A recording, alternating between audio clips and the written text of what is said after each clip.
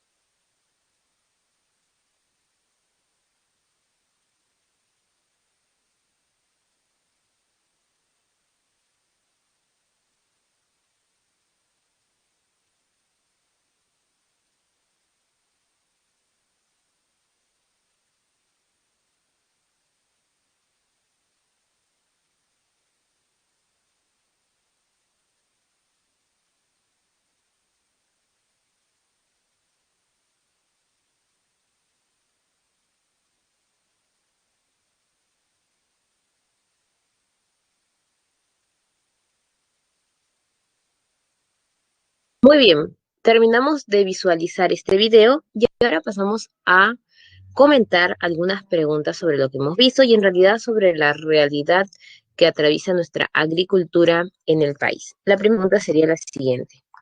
¿Consideras que la agricultura está bien potencializada en el Perú? ¿Por qué?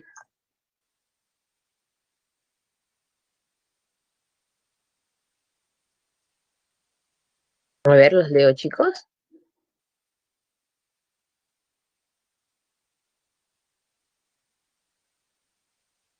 ¿Qué opinan ustedes? ¿La agricultura está bien potencializada en el Perú o de repente hay desigualdades entre las regiones? Hay una región que se apoya más que otra, entre lo que es costa, sierra y selva. ¿O falta todavía poder apoyar a los agricultores en nuestro país?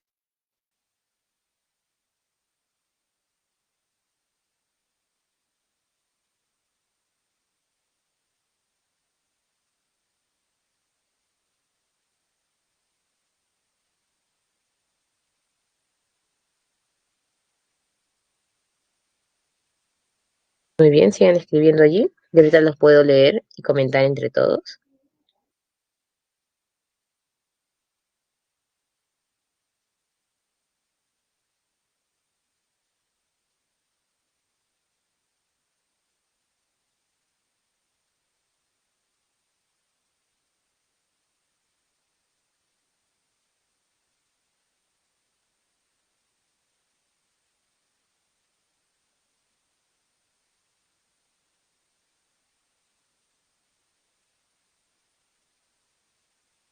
Allí los voy escribiendo varios.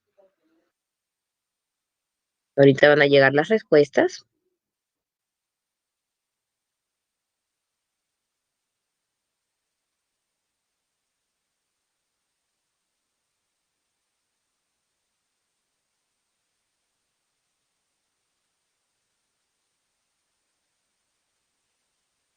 Listo. A ver, contamos, chicos. 5, 4, 3, 2, 1. Vamos enviando nuestras respuestas para poderlas compartir.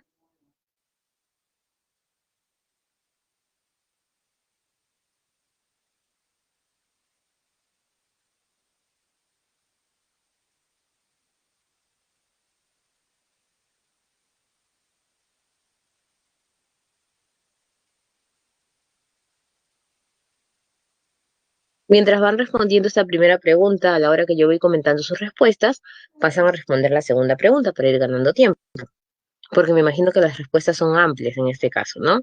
La segunda pregunta sería la siguiente para que vayan respondiéndola. ¿El agricultor recibe un pago acorde a las funciones que realiza? Vamos a ver qué nos dice Melanie. Falta apoyar a los agricultores, pues en distintas partes del país suelen ocurrir desastres naturales, malas condiciones para elaborar, lo que provoca paros agrarios, cosa que es lamentable, pues con esta actividad muchos peruanos se ganan la vida. Muy bien, Melanie, excelente reflexión. Vamos a tomar varios puntos que ha mencionado Melanie, ¿no? Uno de los primeros es la situación de los desastres naturales.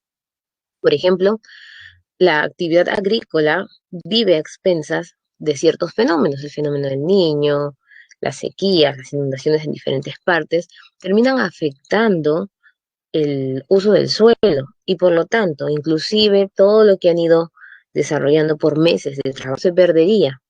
Y no solamente afectaría el ingreso económico de los agricultores, sino inclusive en las temporadas del niño. Por ejemplo, nosotros carecemos de ciertos alimentos. Malas condiciones para elaborar. Me imagino que también esto va vinculado a la zona de la agricultura extensiva, que ya vamos a aprender la diferencia, que son aquellos que tienen la problemática de las herramientas, de la maquinaria. Y excelente, Melanie, es considerada una de las actividades más eh, que concentra mayor cantidad de población económicamente activa, para ser exactos, la segunda. Por ahí William nos dice, no por los precios que se manejan en la parte inicial del proceso, los cuales se ven claramente elevados cuando llegan a una etapa superior. Excelente, William. Y esto va relacionado mucho con lo que les he hecho en la segunda pregunta, ¿no? El tema del dinero, de lo que ellos invierten en tiempo, lo que invierten en material y cuánto ganan al final del proceso. Sin embargo, este dinero que ellos ganan se duplica, se triplica conforme va avanzando el proceso. Entonces el agricultor termina ganando menos que el distribuidor, el transportista, luego que el comerciante mayorista, y los centros comerciales pues terminan elevando estos precios. Nicole nos manifiesta, en mi opinión siento que los agricultores no tienen la ayuda necesaria por parte del Estado y aparte la agricultura no está bien potencializada aunque podría, pero no es así. Muy bien, excelente. No es que no tengamos la capacidad para potencializar la agricultura, pero lamentablemente hay zonas que se ven más potencializadas que otras. Muy bien, Nicole. Y sí, es una de las actividades que genera más tiempo de inversión para el trabajo y también tiene uno de los menores tipos de apoyo del Estado. Pues claro que en algunas zonas, ¿no? Porque hay otras, como es el clásico centralismo de nuestro país, que se ve el apoyo del Estado en el caso de las maquinarias. Muy bien, vamos cerrando nuestras últimas respuestas para poderlas compartir y comenzar con nuestra clase. También pueden ir ya respondiendo a la pregunta número 2. ¿El agricultor recibe un pago acorde a las funciones que realiza? ¿Qué opinan ustedes? Melanie, no siempre, pues depende del producto. Hay muchos agricultores que se dedican a la siembra de papa, por lo cual el precio de esta no varía. Lo puedes encontrar en el mercado desde un sol el kilo, mientras el caso del espárrago tiene un costo más elevado. Y la mayoría, por no decir todos, son exportados. Además, los que ganan en sí son los dueños de las tierras. Muy bien, Melanie. Uno de los problemas que nosotros vemos arraigado en nuestra realidad agrícola es el tema de las haciendas, ¿no? Las grandes haciendas, por más que se han realizado distintas reformas, no se ha logrado del todo poder descentralizar el proceso de las tierras y el uso correcto de las mismas. Y también depende del producto, inclusive hay productos que generan más ingreso a la hora de generar una exportación no tradicional y otros que la ganancia es menor. En el caso de la papa es una realidad muy sonada. Se gana muy poco por costales de papa en la sierra, especialmente, ¿no? Les venden costales a 3 soles, 2 soles, 1 sol muchas veces. Lo que acá recién cuesta el kilo. Significa que no les pagan verdaderamente por el trabajo que realizan. Vamos a esperar, creo, la respuesta de William para continuar con nuestra clase.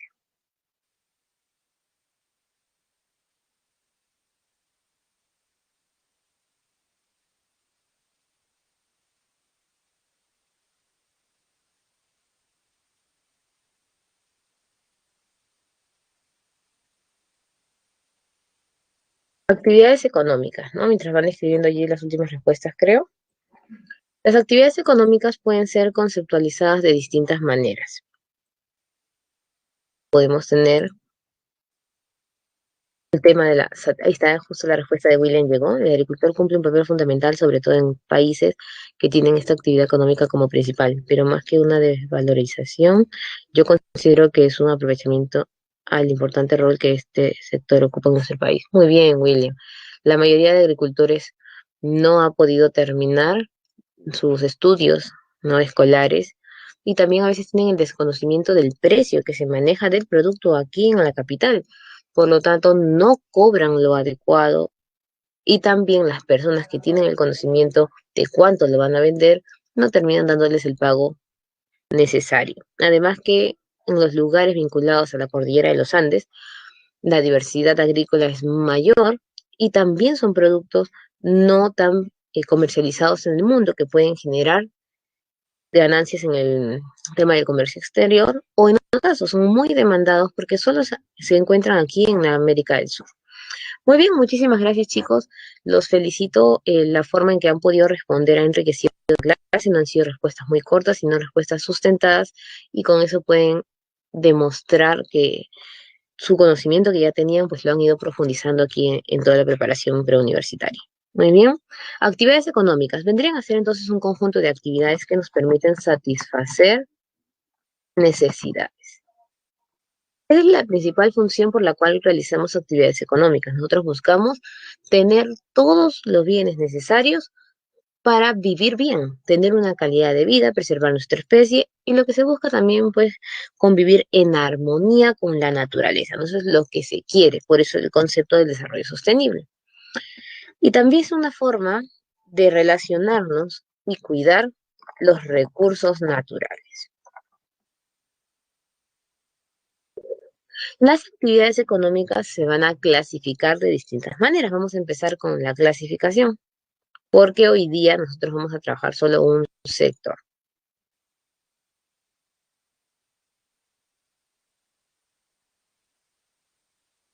Muy bien.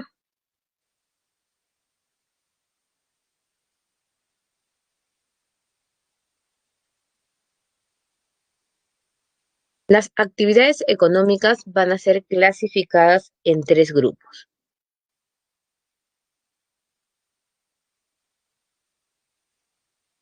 Las que generan más ingreso a nuestro país, obviamente, son las del primer grupo.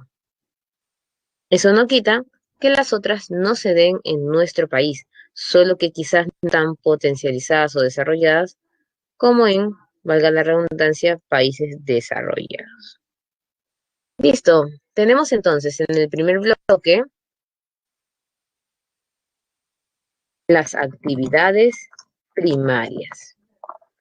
Por sentido común, tendríamos actividades secundarias y actividades terciarias. Como ustedes saben, estas actividades también las desarrollamos en el curso de economía, porque es propio de su materia, ¿no? En el caso de geografía, nosotros tratamos de ver la diversidad de los recursos que existen en estas actividades económicas, el beneficio para nuestro país, entre otras herramientas básicas en la sociedad.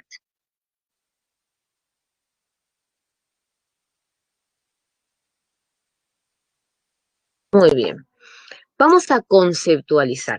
¿Cuál es la diferencia? Por sentido común también nos damos cuenta que van en escala, ¿no? Realizo actividades primarias para poder tener actividades secundarias y luego actividades terciarias. Las actividades primarias son la utilización de los recursos naturales. Las actividades secundarias vendrían a ser la formación de nuevos productos.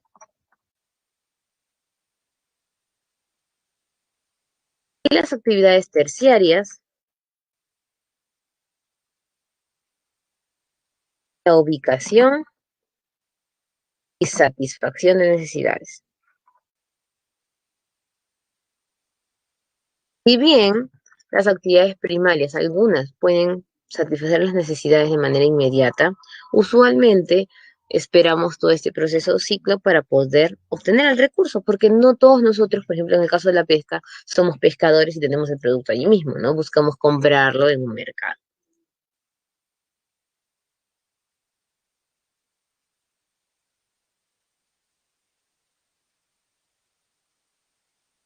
Sí, Danielito, tranquilo, ahorita vamos a ir avanzando, poquito a poquito, para poder ir disgregando los ejemplos. Listo. Ahora, seguimos avanzando, vamos a separarlos entonces, para poder dar los ejemplos. Las actividades primarias se van a subdividir en dos bloques. Actividades productivas y actividades extractivas.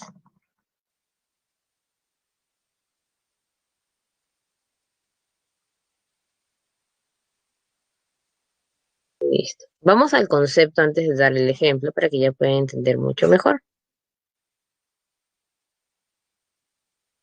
En el caso de las actividades productivas, se caracterizan, y acá vamos a poderlo entender más, utiliza el recurso natural, utiliza el recurso natural, pero puede modificar el crecimiento del mismo, pero no inhala solo el crecimiento del mismo. Profesora, ¿cuáles serían actividades productivas? Vamos a tener entonces agricultura y ganadería. Lo que se conoce cuando los trabajamos de forma conjunta, el sector agropecuario. Por eso el término pecuario se ha vinculado bastante en los valles que se dedican a la agricultura, porque significa también ganadería. Y allí viene el ejemplo que nos pedía Daniel. ¿Cómo es posible que yo utilice un recurso sin modificarlo? Porque las actividades primarias no modifican nada, no modifican, ¿ya? Pero a la vez modifico el crecimiento. Fácil. Tengo, por ejemplo, la leche de la vaca, ¿ya? La vaca está generando una leche con mucha grasa, pero yo necesito que la leche tenga menos contenido de grasa, pero no puedo echarle nada a la leche, porque yo estoy haciendo todo un proceso natural. ¿Cómo puedo hacer que la leche tenga menos grasa sin tocar la leche?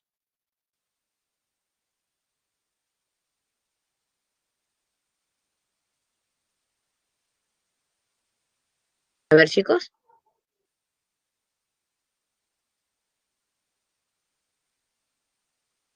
Excelente, Daniel. Cita para Daniel. La alimentación de la vaca. Y yo no modifiqué el producto, la leche sigue estando intacta, pero cambio la alimentación de la vaca porque posiblemente le estoy dando alimentos, sean naturales o de repente ya preparados de forma industrial, pero estos alimentos le están generando mucha grasa a la vaca, perdón, y están dando una leche grasosa. Cambio la alimentación, cambio el producto y no toqué la leche. A eso se refiere con productivo. En el suelo pasa lo mismo, se refiere al tema de la flora, ¿no? Estoy haciendo crecer un producto y veo que de repente tiene muchos bichitos, entonces voy a utilizar abonos. No toco al final del producto, sigue siendo natural, pero con el abono trato de preservarlo.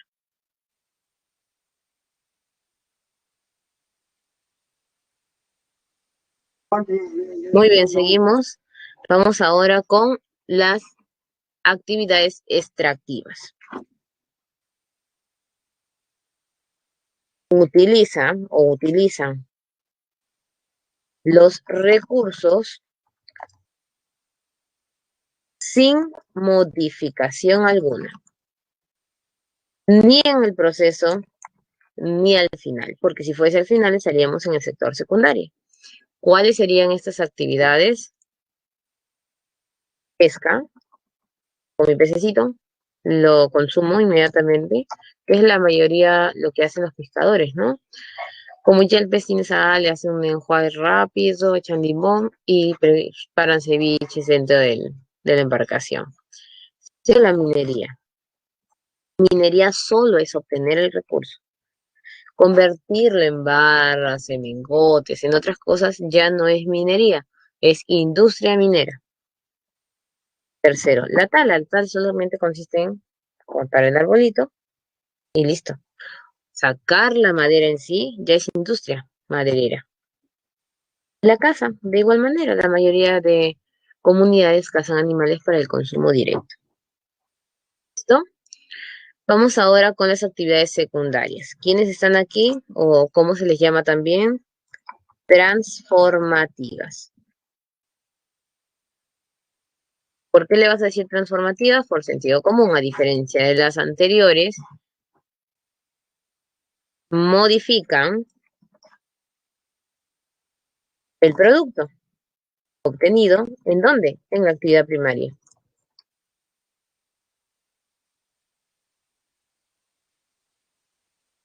Modifican el producto obtenido en la actividad primaria. ¿Cuáles serían en este caso? La madre, la única, la industria. Pero en algunos casos encontramos la construcción de viviendas, la construcción de cualquier infraestructura. ¿Por qué? Porque la construcción es también un proceso en el cual vamos a transformar, pero es parte de la transformación de la misma minería no metálica, porque son materiales de construcción. Pero la madre, la principal, y casi siempre en la mayoría de libros solo la encuentras clasificada, la industria. Luego vamos a tener nosotros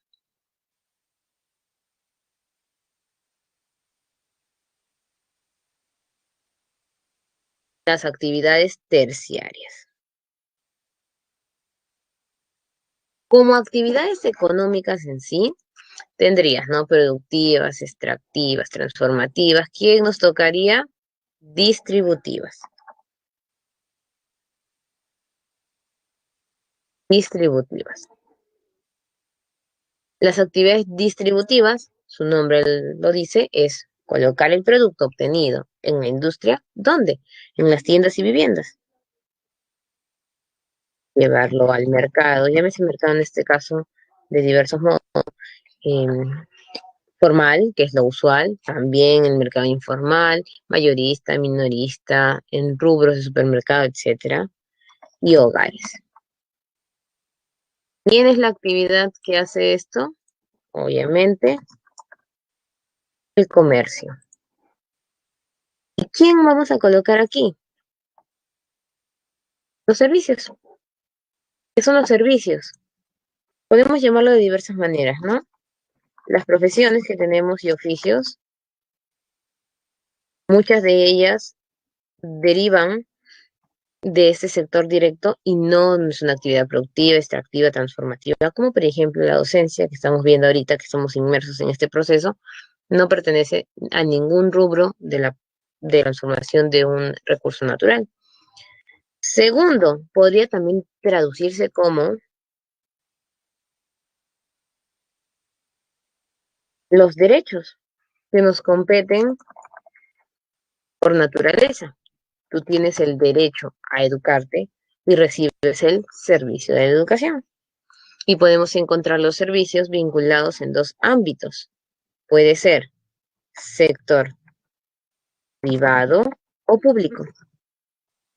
Se supone que en la mayoría de estados el servicio público fiscaliza el privado, en otros hay una independencia más abismal, pero hay una notoria diferencia en el caso de países sudamericanos o países latinos, que el sector privado suele ser mejor que el público, cuando en realidad en otros lugares desarrollados vemos nosotros que es similar, inclusive hay quienes quieren ir al sector público. De allí las frases, ¿no? De más que un servicio, nosotros tenemos un derecho.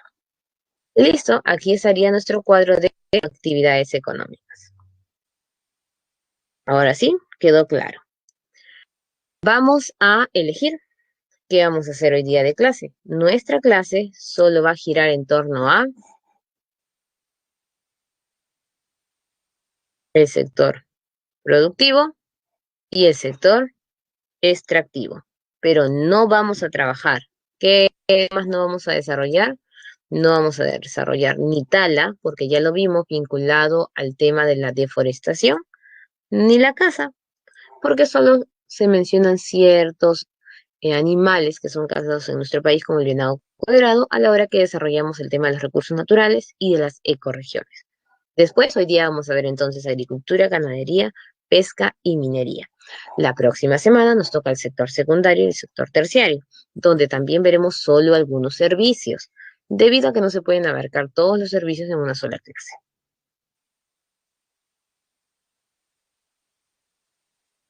Listo, hasta ahorita está bien. Cualquier duda ya saben ustedes que pueden allí escribirlo en el chat para poderlas ir absolviendo. Muy bien, vamos a empezar con la agricultura. La agricultura en el Perú es una actividad muy importante. Tiene las características para ser una actividad importante. ¿Qué tiene el Perú que permite una buena agricultura? Por ejemplo, el clima. Nuestro clima es variado. Tenemos inclusive casi todos los climas, nos faltan solamente 4 climas del mundo y tenemos 90 microclimas. El clima potencia la diversidad de productos agrícolas. Toda, todo factor que suma puede también restar, o sea, tiene su lado negativo. ¿Cuál es el lado negativo del clima? Lo que por allí ustedes mencionaban cuando describían el tema de la agricultura. La problemática,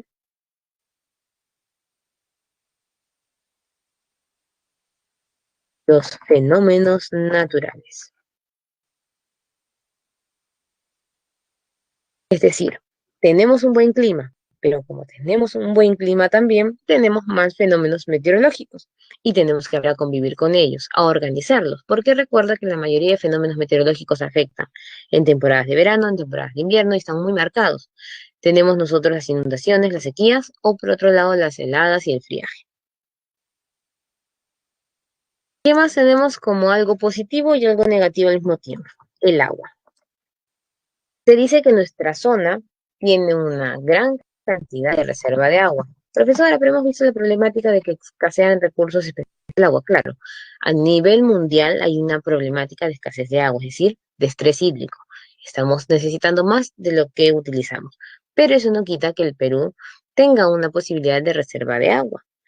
Recuerden además que en la clase hemos señalado 2 zonas de reservas de agua, la Antártida y la Amazonía, y nosotros tenemos parte de Amazonía.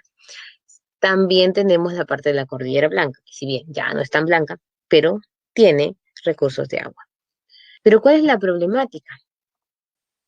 La distribución del agua en las zonas. Entonces tenemos una heterogénea distribución. Profesora, ¿cómo es esto? Sencillo. Tenemos más recursos de agua en la sierra, porque llueve, ¿no? Continuamente en temporadas adecuadas para la agricultura. Pero ¿cuál es el problema? Que solo tenemos que esperar a que llueva. ¿Y qué pasa si hay temporada de sequía? Después, si nos vamos a la selva, también vamos a encontrar nosotros la presencia de una gran cantidad de lluvia. Pero esta lluvia será apta para la agricultura porque no congenia con el suelo. Ustedes saben que el suelo de la selva no es tan apto para la agricultura, más que todo para la superficie boscosa. Y si nos vamos a la costa tiene el suelo perfecto. Pero ¿cuál es su problema a la costa? Le falta agua. Y por eso tenemos que invertir mucho dinero en las obras hidráulicas. Recuerden nuestra clase de hidrografía. Cuando desarrollábamos los ríos en la costa nos demoramos bastante tiempo viendo cuáles eran las obras hidráulicas, mencionándolas, porque allí se generan más obras para poder potenciar la agricultura. Entonces, esa es la problemática del agua. Otro tema que también afecta en la situación agrícola en el Perú es la inversión. La inversión no se da de la misma manera en el país, se suele invertir más ¿dónde? Obviamente en la costa. Bien, también se invierte en sierra y en selva, no es una inversión equitativa. Profesora, ¿y hay más problemáticas? Por supuesto. Tenemos también la problemática de la tierra,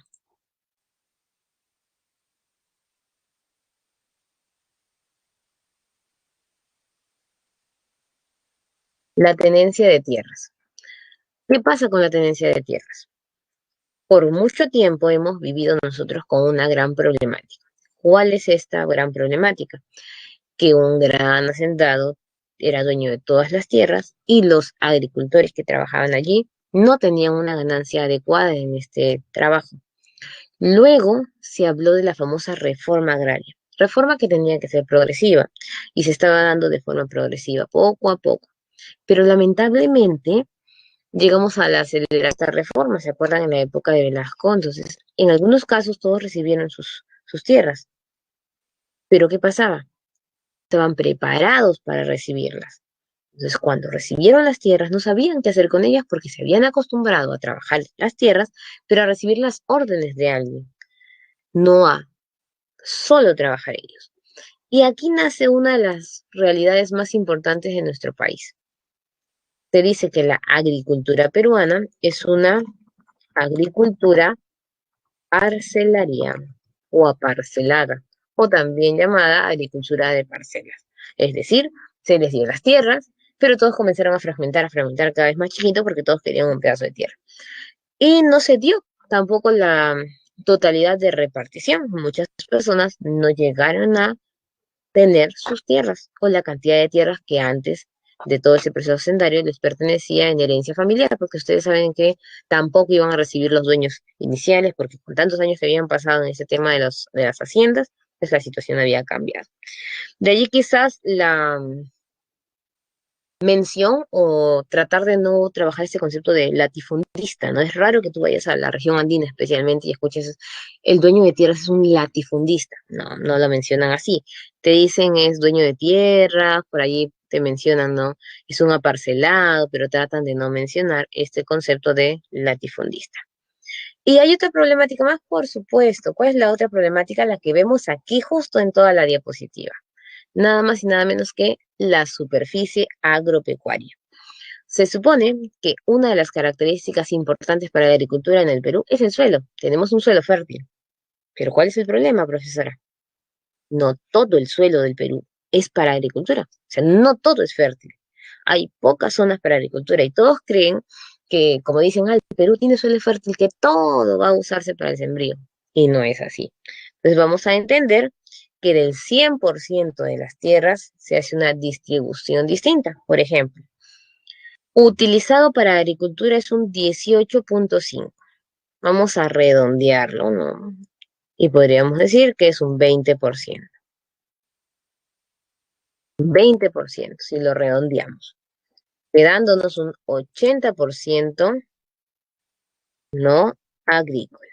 ¿Significa que no sirve para algo? Falso. Estos suelos se utilizan. ¿En qué cosa vas a utilizar el suelo que no sea agricultura? A ver, chicos, ¿para qué más sirve el suelo aparte de la agricultura? Somos un territorio fértil porque tenemos diversidad de productos. Hay países, Daniel, que solo tienen cereales. Hay países que solo pueden sembrar tubérculos. Pues hay distintos, claro. Entonces nosotros tenemos una tierra fértil.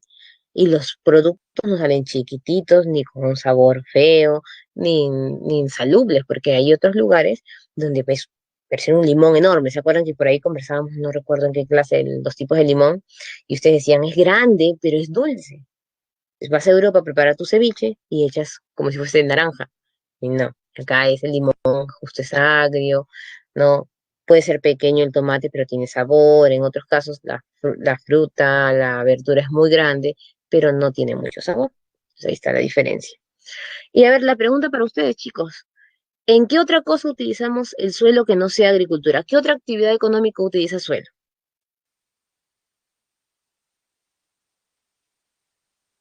¿Los leo? No dice me duermen. Se van a chatear al costado. Hay que participar, chicos.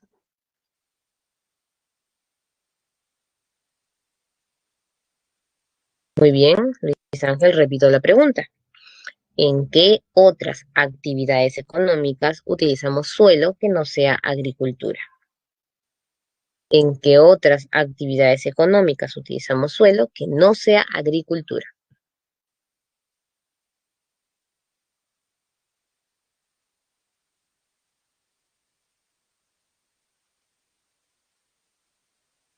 Muy bien, excelente, chicos.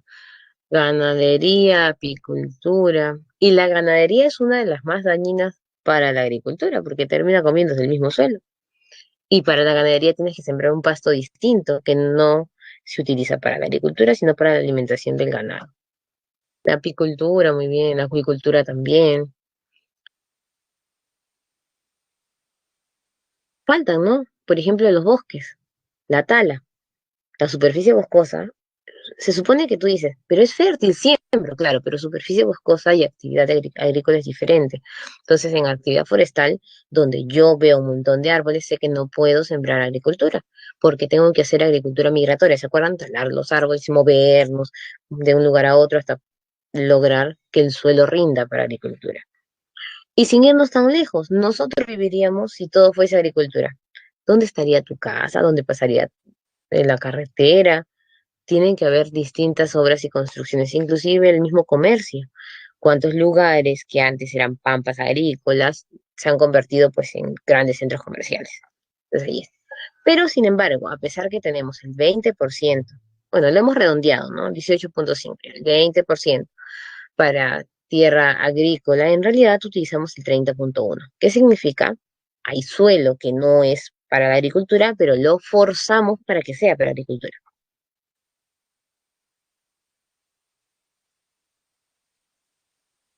Todavía no avanzamos. Aquí nos quedamos.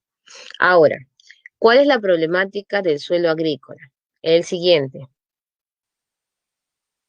que de este redondeado 20% de tierra agrícola no se utiliza todo para agricultura. Más del 50% se utiliza bien. Le llaman tierra de cultivo. Aquí está, en la partecita verde. Lo estoy escribiendo porque de repente no lo pueden divisar de forma correcta. Y el otro porcentaje, que es menos del 50%, es no cultivo. ¿Qué significa? No está bien utilizado. Puede ser por técnicas de barbecho, que está, dice barbecho, tierras en barbecho. ¿Qué es barbecho? Tierra que descanso y utilizo. Uso, descanso, uso, descanso. ¿Cuándo se utiliza la técnica de barbecho? Casi siempre donde los suelos solo trabajan un producto. Recuerda que el monocultivo no es adecuado para el cuidado del suelo. Entonces, aquellos que trabajan monocultivo, por ejemplo, el café, ustedes saben que el café no lo puedes mezclar con otro producto porque si no, para el maíz, muy bien, Elvio. Estos de grandes extensiones tienes entonces que descansar tierra. Descansas tierra. ¿Cuándo suma tierra? Cuando la estás usando, pero cuando la descansas, no. Hay otra tierra que es en descanso, no está en barbecho, o sea, no es una, no, sino totalmente en descanso. Y otra que es la no trabajada, que puede ser porque es muy alta el lugar, no hay de repente la maquinaria, la inversión y todavía falta trabajar. Entonces, estamos hablando de un porcentaje no completo de la agricultura. Muy bien, ahora sí, superficie agrícola por región natural, costa, sierra y selva. Tierra trabajada, tierra no trabajada. Vamos a ver el número. Entre costa, sierra y selva, ¿quién tiene mayor cantidad para agricultura? La sierra. Por eso siempre relacionamos la sierra como una de las mejores actividades económicas. La agricultura allí. Luego, pero comparamos y seguiría la selva, luego la costa. Sin embargo, se potencia al revés. Dan más dinero para la costa que para la sierra y para la selva. Y no agrícola. La sierra, mira, la sierra también tiene una gran extensión libre. Entonces ahí hay que tener mucho cuidado. Si tú lo utilizas para ganadería, es equilibrado. Pero ¿qué pasa si este suelo es para minería? Entonces la minería afecta el suelo.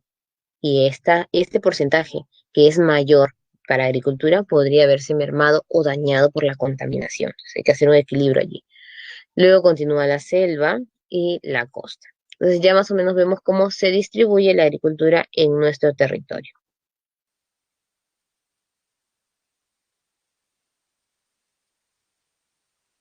Hay cultivos transitorios y cultivos permanentes. ¿Cuáles son los cultivos transitorios? Aquellos que dependen de la estación y de las características del suelo, mientras que los cultivos permanentes son los que necesitan muchas veces más extensión, no siempre, mayor tratado o exclusividad. Por eso aquí encontramos café, plátano, caña de azúcar, ¿no? Estos son los productos exclusivos, los cuales no pueden mezclarse con otros. Como veíamos nosotros, pueden verse afectados. Muy bien, vamos a dividir ahora la agricultura por regiones. Tenemos agricultura costeña, vamos a trabajar la agricultura andina y la agricultura amazónica. Lo primero que vamos a hacer es un cuadro resumen rápido, porque aquí está disgregado y nosotros solemos comparar en un cuadro y es mucho mejor así. Vamos a nuestro cuadro entonces.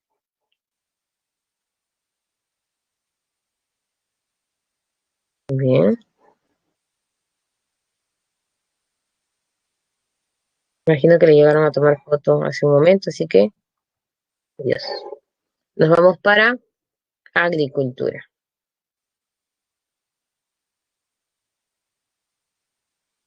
Esta división que voy a hacer sirve para agricultura y para ganadería.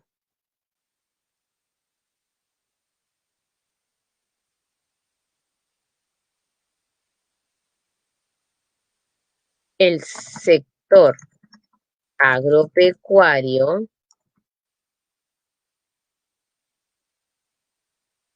se divide en intensivo y extensivo. Cuando escuchamos intensivo, tenemos en mente palabras como mecanizado, tecnificado, especializado, etcétera.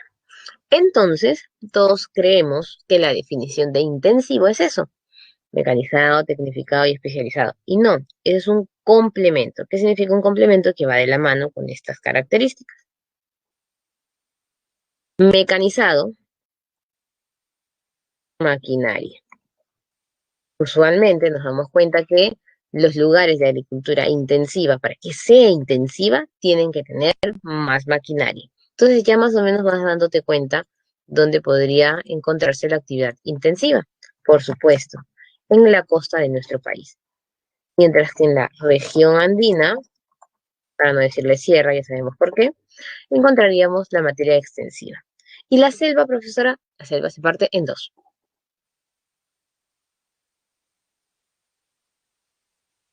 Selva alta es como si fuese costa. Además, por la ubicación de los lugares de cultivo en selva alta, necesitamos, por obligación, maquinaria. Y aquí selva baja. Y si recuerdas, la selva baja no tenía valles longitudinales, eran solamente zonas de cultivo pequeños. Por eso que sabemos que es extensivo. Tecnificado viene de técnica, por lo tanto, no solo es una buena técnica, sino una mejor agricultura, ¿no? Tenemos ahí la técnica del sobreriego, entre otras, sino que además esto se relaciona con los profesionales que atienden el suelo. Entonces, allí no va cualquier persona a trabajar el suelo. El agricultor casi siempre lo ha heredado. O sea, sabe que su padre era agricultor, comenzó a heredar ciertas técnicas de trabajo. Pero aquí no, aquí van, por ejemplo, especialistas botánicos, de estudios de la ingeniería agropecuaria, etcétera. Inclusive en el caso de los animales pasa lo mismo. Va el zootécnico, el veterinario, a ver al animalito. Y especializado, obviamente, tenemos aquí la característica de trabajo diversificado para cada temática. Y por otro lado, ¿qué tenemos en el lado extensivo? Tradicional,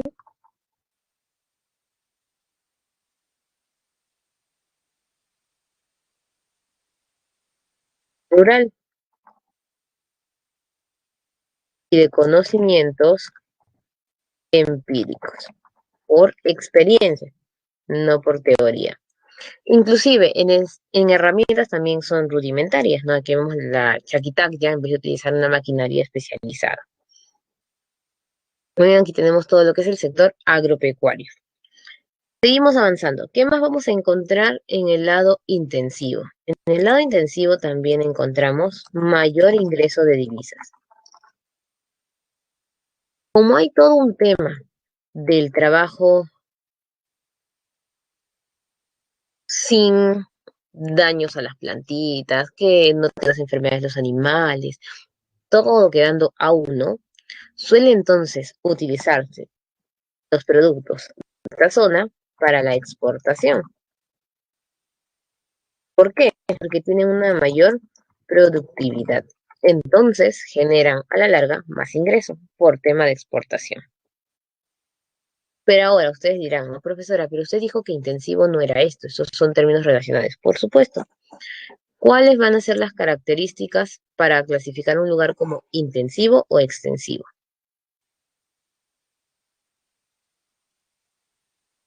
Necesitamos dos cosas básicas. Espacio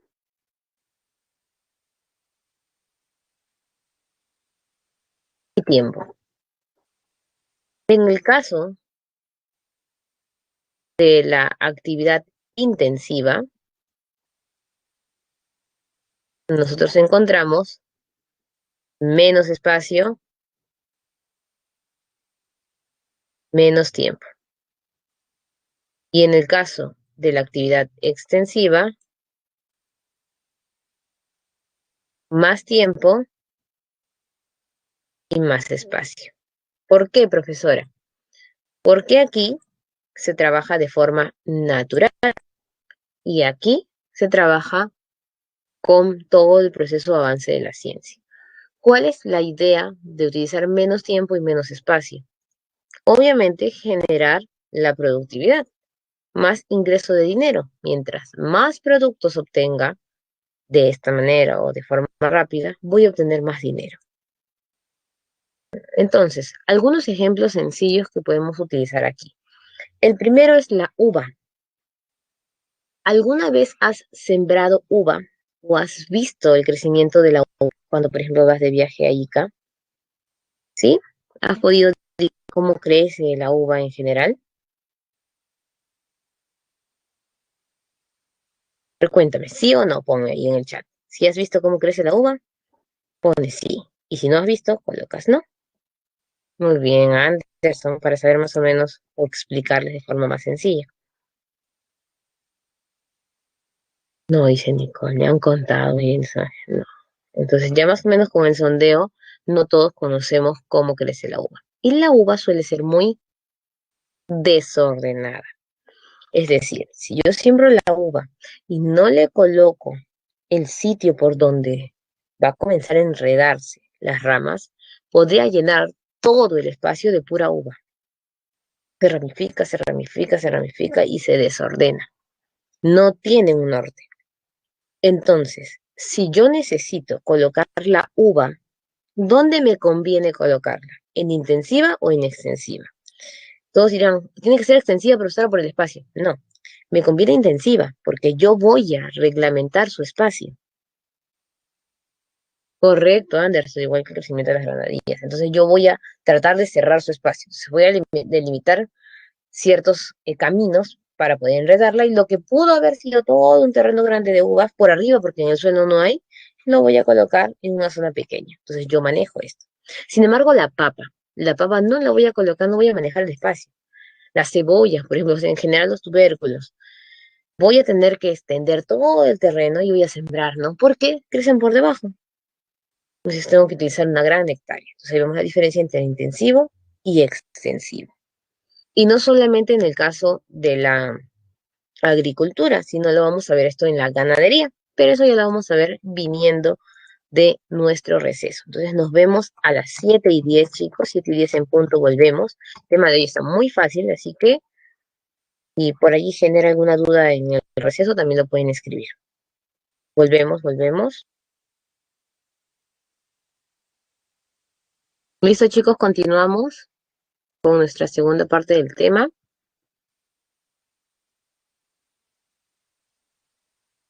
Muy bien, nos habíamos quedado hablando de la diferencia entre lo que es intensivo y extensivo. Entonces ya entendimos la parte de la agricultura. ¿Qué nos falta ahora? La parte de la ganadería. ¿Cómo funciona el tema de la ganadería en general?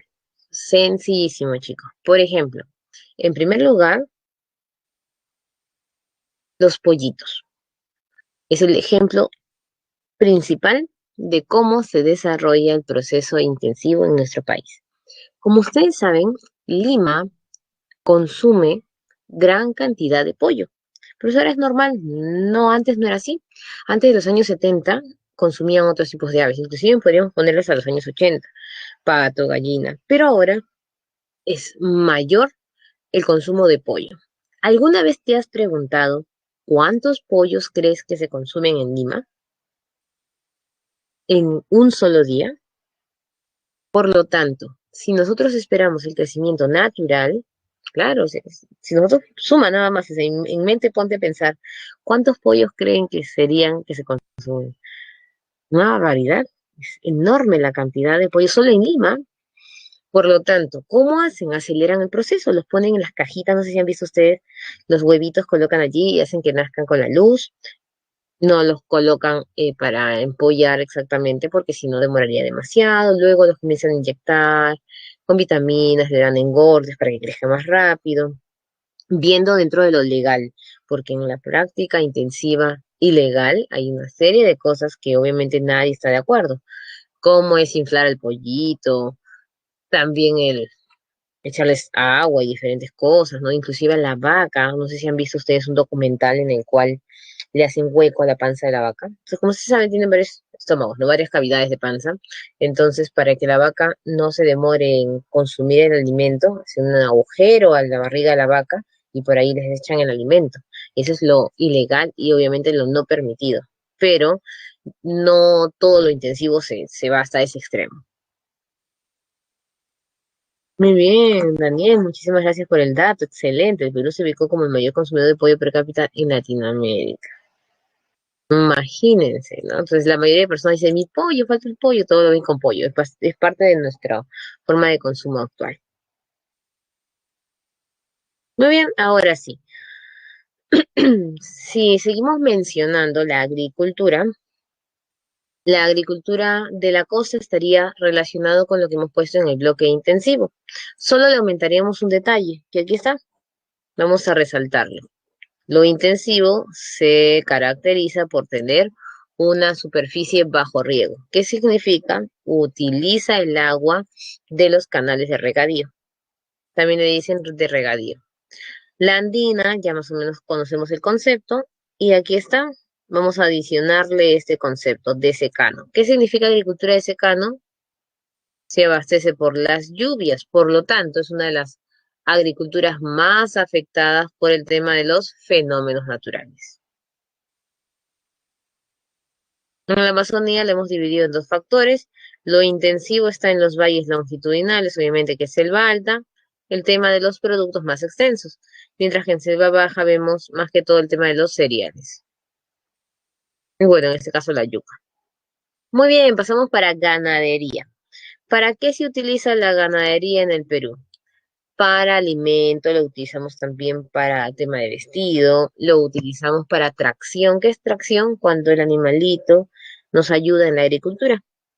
Lo utilizamos en el tema de carga y hasta en deporte, ¿no?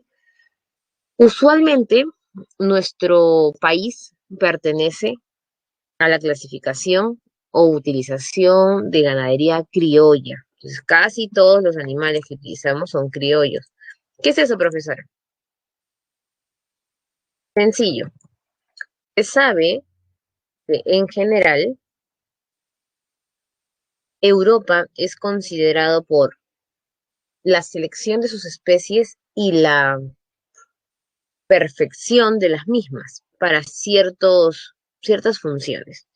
En el caso de América Latina, ¿no? América Latina necesita una especie que se utilice para todo. Un ejemplo, ¿no? Hay vacuno de leche, o sea, vaquitas para la leche, y hay vaquitas para el consumo de carne, y hay vaquitas para tracción. No significa que las otras vacas no den leche, sino cuál tiene la mejor calidad para qué cosa. Y aquí no, acá mezclaron todo y tenemos el criollo, sirve para todo. Y ahí está. Vamos a saber también que podemos clasificar los tipos de especies, ¿no? Tenemos, por ejemplo, la raza criolla, que es la mezclada. Eso es un sacrilegio para Europa, pero es común aquí. El Bron Suisse está acá, la clásica vaca marrón. Si yo te digo, piensa en una vaca o una vaca y dibújala, tú vas a dibujar una vaca blanca de manchas negras. Es lo tradicional. ¿Quién te enseñó que la vaca es blanca con manchas negras? ¿Quién fue? Cuéntame. ¿Dónde lo aprendiste?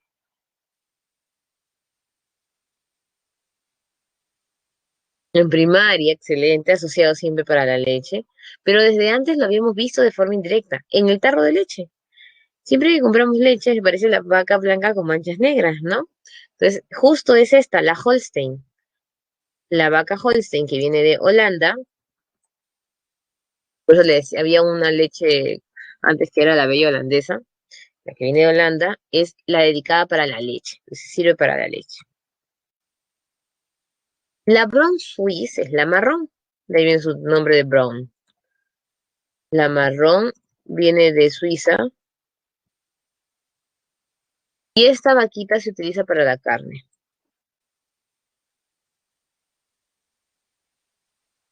No, solo es la leche normal, pero en nutrientes la Holstein es mejor que la Brown Swiss. Entonces se ponen a pensar, ¿no? Si dejo esta vaca, su leche no es tan buena, entonces mejor lo utilizamos para carne. Entonces así van disgregando el ganado. Las dos necesitan obligatoriamente vivir ¿en dónde? En las zonas andinas, porque vienen de Europa. Entonces están acostumbradas al frío. Necesitan obligatoriamente el frío, se encuentran en la zona de Cajamarca, es en forma particular, ¿no? También hay ganadería en otras zonas. Ojo, si la vaca Holstein o Bron Swiss es llevada a otra zona, su leche no tiene la misma cantidad de nutrientes. Es como si se cortase la leche. Necesita vivir en el frío. ¿Y existe una vaca que viva en el calor? Sí, tenemos la raza Cebu o también la Shire. Esta de aquí vienen de la India. Como la India es una zona tropical, ¿a dónde las llevan estas vaquitas? Las llevan a la selva. En la selva encuentras la cebu. La cebu se diferencia de las normales porque es más grande todavía. En el caso de la hembra no es muy notoria la diferencia, tiene una pequeña jorobita y unos cuernitos chiquitos. Pero en el caso del macho, el toro cebu, es con una joroba enorme y unos cuernos grandotes. E inclusive son más ágiles que las vacas tradicionales. Y donde tienen ganadería de cebu, generalmente cercan con vallas muy altas, porque hay cebus que se han escapado. Cuando están así todos alocados, saltan la valla y suelen ser un poco agresivos. O sea, no son vacas tranquilas o toros tranquilos. ¿Quieres conocer un poco más del cebo? Aquí te voy a mostrar, por si no lo has visto.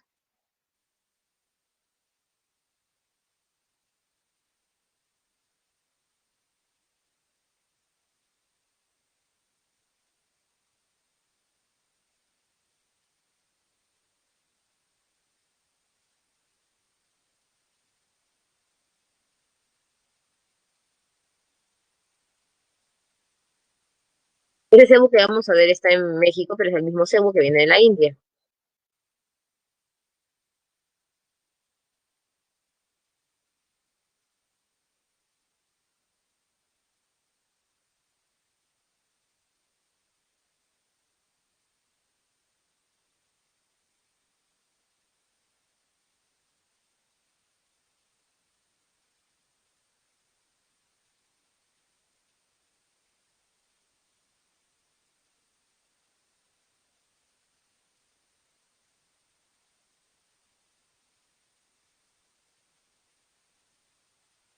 Ya sabes por qué lo llevan a Brasil, porque es un animal tropical, entonces también está en nuestra zona en la parte de la selva. Entonces ya les envío el enlace para que ustedes los puedan disfrutar como ustedes saben.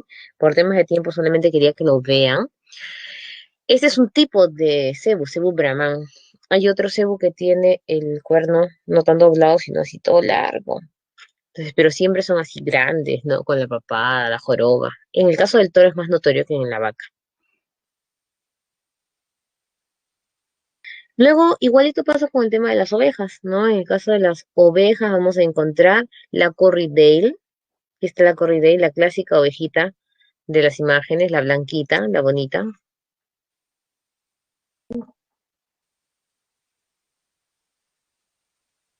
Luego tenemos la Sharping Down o Hunchback Down. Esta de aquí es la marroncita, marroncita y negro. Como ustedes saben, la lana cambia de color por tinturas, pero sí existen tipos de lana natural. Entonces, marrón, negra, blanca, y ahí está.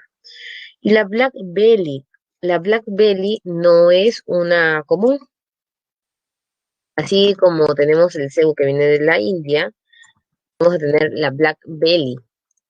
En este caso, te voy a mostrar la Black Belly para que te des cuenta que parece como un chivo, no parece oveja.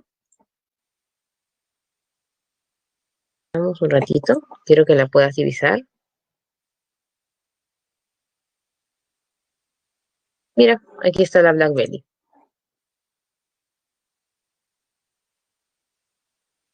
Ahí está. ¿Mm? Parece un chivito. Si tú ves, dirías, es un chivo, pero ahora no es una oveja, no parece oveja. También es de zonas tropicales, la misma característica. Listo. Seguimos avanzando. Ah, también están los criollos, ¿no? Aquí también han mezclado especies. Luego vienen las alpacas. Tenemos la alpaca huacaya y la alpaca suri. ¿Cuál es la diferencia, profesora? No sé si se nota bien aquí, pero la huacaya es la clásica alpaca que tú conoces. La alpaca suri suele tener un pelaje, parece trenzado. Se dice que debe ser el tipo de lana que utilizaban los incas en su vestimenta para la zona de nobleza. Aquí la vas a poder ver de mejor manera. Mira, especialmente aquí. Mira su trenzado de alpaca suri. Qué bonito es. El problema con esta alpaca es que casi no la encontramos así. Usualmente esperan que crezca su pelaje y la rapan para poderla utilizar. Es la suri. ¿Listo?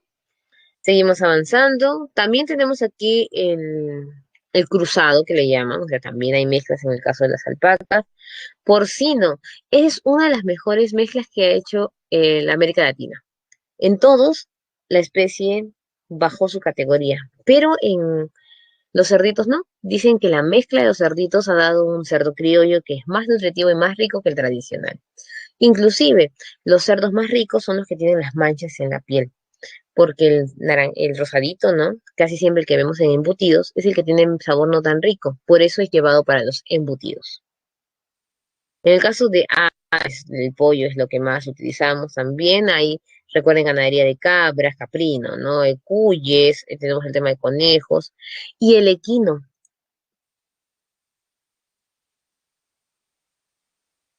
Equino es caballo. Profesora, ¿y cómo funciona esta situación? Fácil. Mira, aquí quiero que estés muy atento. ¿Se acuerdan que existe ganadería intensiva y extensiva al igual que en la agricultura? En intensiva nos caracterizamos por las granjas y perdón, y establos. Y en el caso de la extensiva nos caracterizamos por los corrales.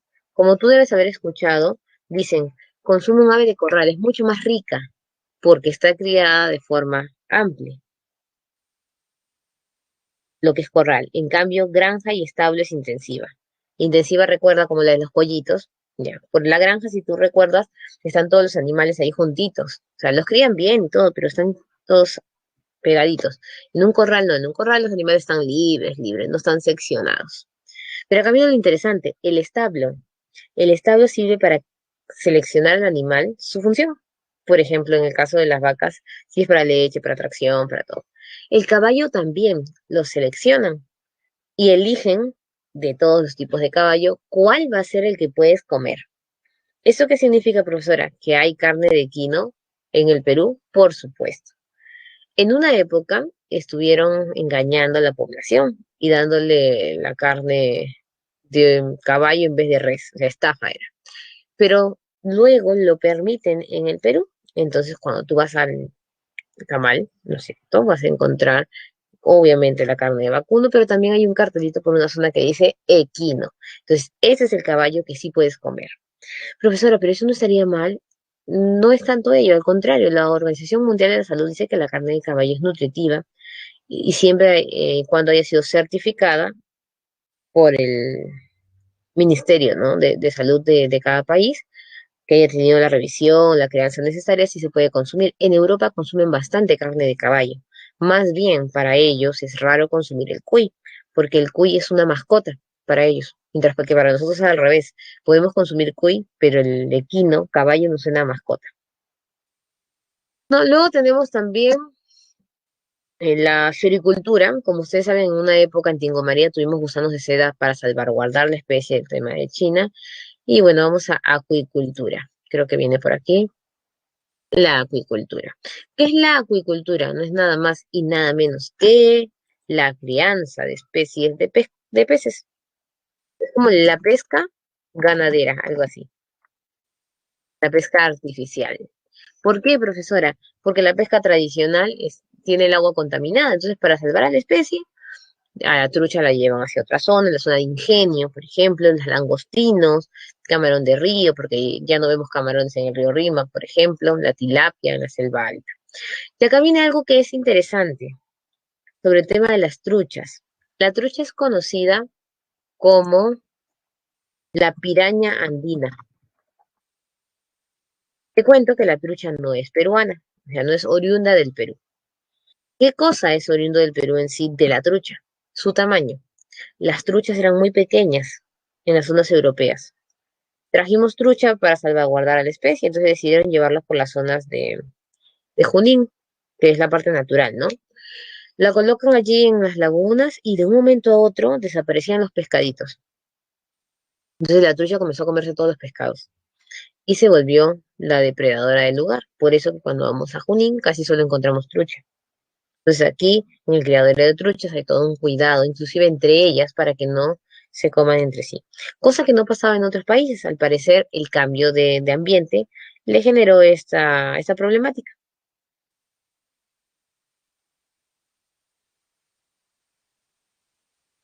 Muy bien, y ahora nos vamos pues para el tema de pesca. La pesca es facilísimo. Actualmente la pesca la dividen en pesca de menor escala y pesca de mayor escala.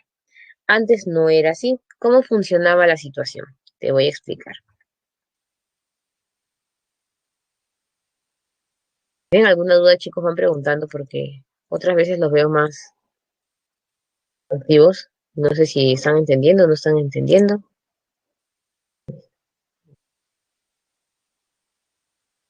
Antes la pesca se dividía en pesca artesanal o de bajura,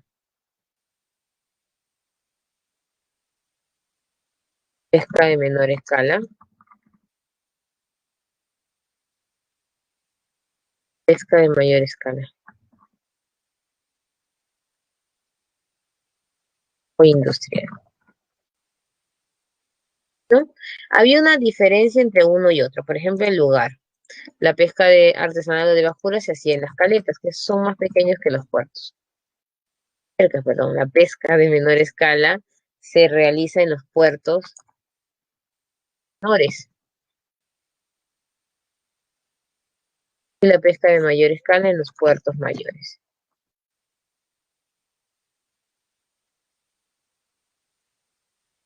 Y también lo continental, es decir, no solamente peces de mar.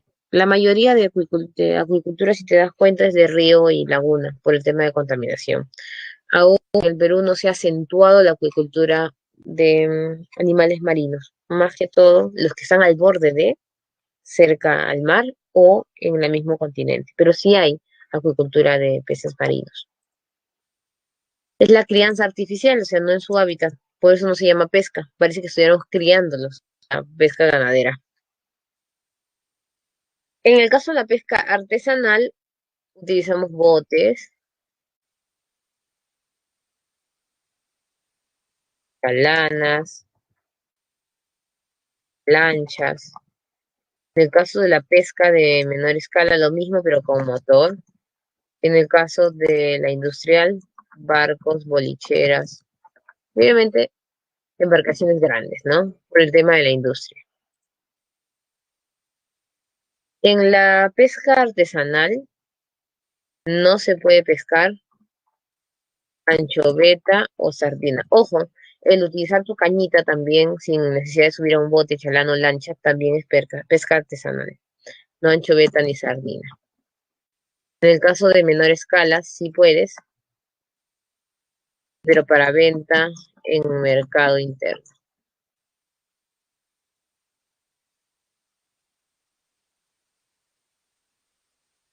Muy bien, y tenemos nosotros, bueno, en el caso de la pesca de mayor escala, la utilizamos sí la anchoveta y sardina. Y para el tema industrial, pues para el tema de la exportación, por eso se llama pesca artesanal, perdón, de mayor escala o industrial. Seguimos. ¿Cómo son sus embarcaciones? ¿Qué es lo que tienen que hacer? Aquí pagan impuestos, no pagan impuestos, no impuestos. Pero ¿cuál es el problema? No control. Se pierde una embarcación artesanal, no sabes ni siquiera quién estaba allí. En cambio aquí, en la pesca de menor escala, sí, hay impuestos y control satelital. Recuerda que el ministerio encargado de la pesca es el Ministerio de Producción. Y aquí hay todo, impuestos, control satelital, control de peso por toneladas. Porque obviamente ellos extraen grandes cantidades. Muy bien. ¿Cuál ha sido el cambio, dirás tú? Ahora te voy a explicar. Esta primera etapa se daba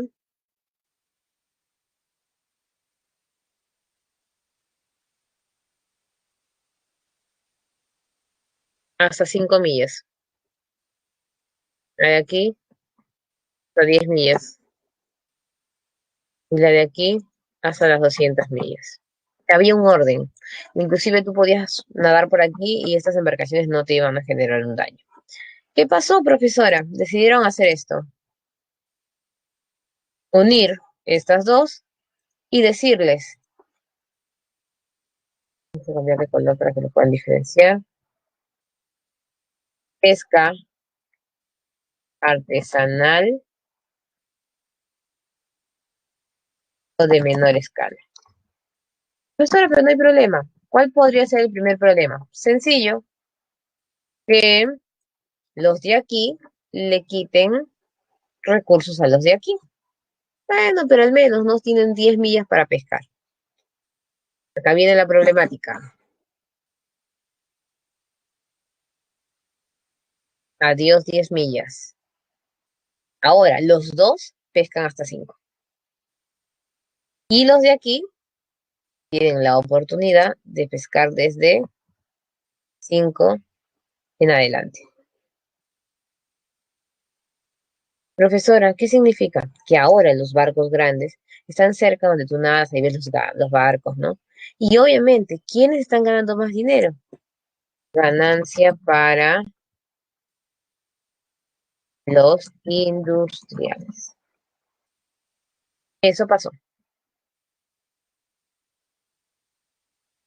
Eso es lo que está aquí. Pesca artesanal o de menor escala y pesca industrial de 5 a 200. Y las características siguen siendo las mismas. Lo único que ya no se puede hablar de una embarcación exacta y solo hablan de toneladas. Hasta 30 toneladas, más de 30 toneladas. ¿Qué opinas tú? ¿Tú crees que juntar la artesanal y la de menor escala, inclusive quitarle espacio para darle más espacio a la industria, fue una medida adecuada? ¿Sí o no? ¿Y por qué? ¿Qué opinas?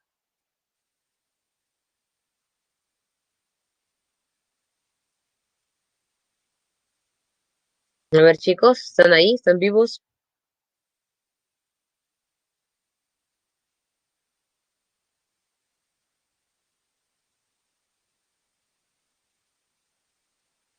Sí están vivos, dice. Es un tema más, en el tema más sencillo se dispersan más que en los temas difíciles. Obviamente, bueno, les voy a ayudar. Obviamente no ha sido lo más adecuado, ¿no? Los más perjudicados son aquellas personas que se dedicaban a la venta en mercados internos, porque ahora las grandes embarcaciones se llevan todos los recursos. Ahora, también existe la pesca continental. En los ríos costeños casi pececitos no hay, todo es langostinos y el camarón, aunque ya la mayoría de esos han pasado para acuicultura. Ríos andinos y lagos tiene obviamente la trucha, ¿no? Carachi, Suche y Ispi, ya hablamos de la trucha, ya la conocen. Y en el caso de las zonas amazónicas va a destacar la doncella. La doncella es uno de los pececitos más ricos de continente que hay. Inclusive si vas a una cevichería de corte amazónico, el pescado más caro, o sea, el ceviche más caro, por ejemplo, está elaborado con doncella, que es raro, porque usualmente los peces de continente tienen un sabor fuerte. Si has probado la trucha no es tan suavecito su sabor. Y la doncella es uno de los sabores más finos. De ahí le sigue, ¿no? El consumo de la corvina, la lisa. Pero si queremos hablar de un animal importante en esta zona, tiene que ser el paiche. ¿Quieres conocer el paiche? Te lo presento.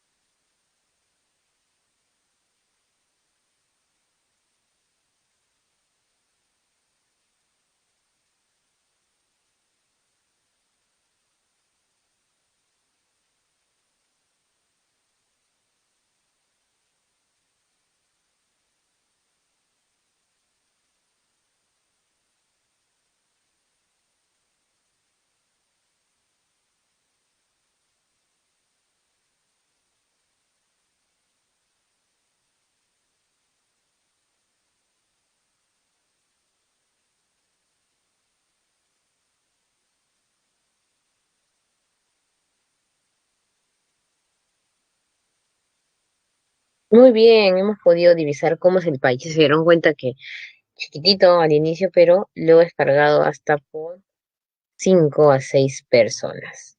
Ese es el famoso paiche. Casi todos los peces de la selva son peces muy grandes. Y terminamos con la minería, profesor, ¿es mucho? No, no es mucho, tranquilo, es fácil. La minería en el Perú es una minería polimetálica, es decir, tenemos una diversidad de productos por estar ubicados de forma estratégica en la cordillera de los Andes. No todos los que están en la cordillera de los Andes tienen la diversidad de productos que nosotros. Nosotros tenemos la suerte de contar con hidrocarburos, con minería metálica y no metálica. También es una actividad que genera divisas. Se podría decir que es la actividad que genera la mayor cantidad de ingresos para nuestro país. Un descenso en la ganancia minera hace que la economía comience a fluctuar de forma negativa. Ojo, pero concesionar tanto esta actividad genera una serie de problemas como son los problemas de la contaminación, ¿no? Lamentablemente, la minería es una actividad pública, pero concesionada, es decir, es una especie de alquiler. Una concesión es un alquiler por años a una determinada empresa.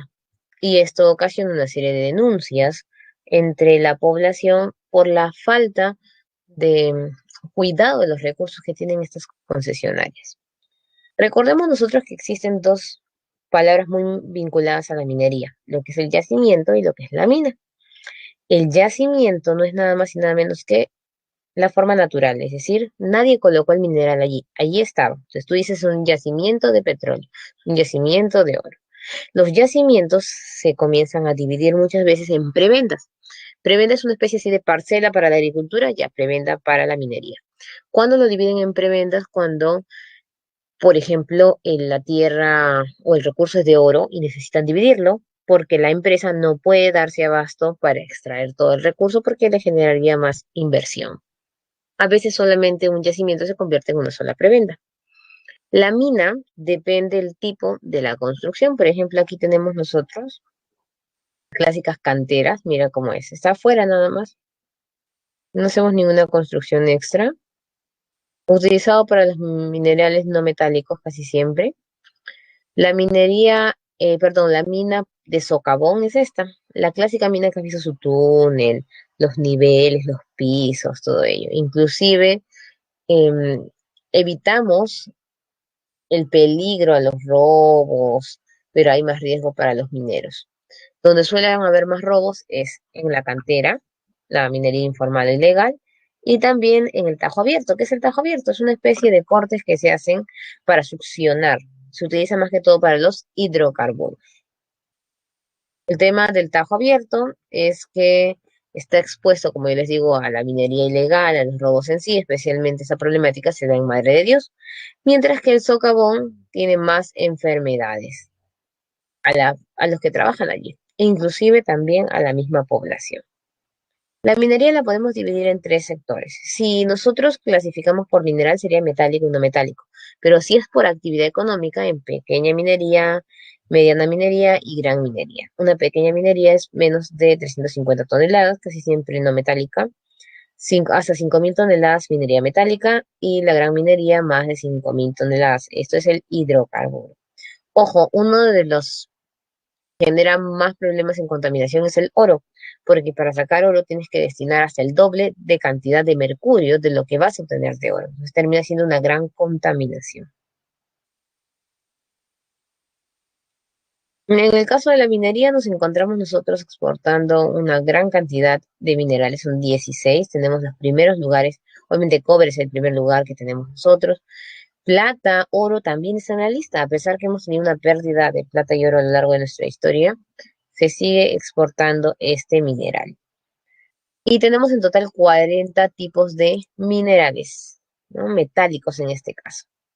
Ocupamos el segundo lugar en productor de cobre, plata y zinc, cuarto lugar en productor de plomo, polibdeno, el sexto lugar en oro y estaño. Y a nivel latinoamericano, pues nos encontramos en el principal productor de oro, zinc y plomo. En este caso competimos con Chile para algunos, competimos con Bolivia para el tema de los hidrocarburos, en el caso de gas natural, petróleo, con la zona norte y Brasil también en algunos tipos de minerales. Las principales unidades mineras, como ustedes saben, van a destacar en el caso de cobre, Cerro Verde. Antamina es una de las minas más importantes del Perú, porque tiene una variedad de recursos, inclusive antes generaba una gran ganancia, especialmente en el tema de zinc y plata. Zinc destaca Antamina, en oro tenemos Chaupiloma Norte, Sur y Oeste, porque está dividida por, ya saben ustedes, las clásicas prebendas. Antamina para plata sigue siendo la más elevada, Estaño San Rafael, Loma Limón, solo encontramos nosotros hierro en la zona de Ica, en la parte de Marcona, Y el molibdeno, que estamos obviamente en los rankings de los primeros lugares, en Cerro Verde y también en Antamina. Muy bien, vamos para la explotación de hidrocarburos. Como ustedes saben, los hidrocarburos generan una gran ganancia. Es el boom de las ganancias en general, ¿no? En tema del petróleo, tenemos nosotros el oleoducto, tiene una gran extensión.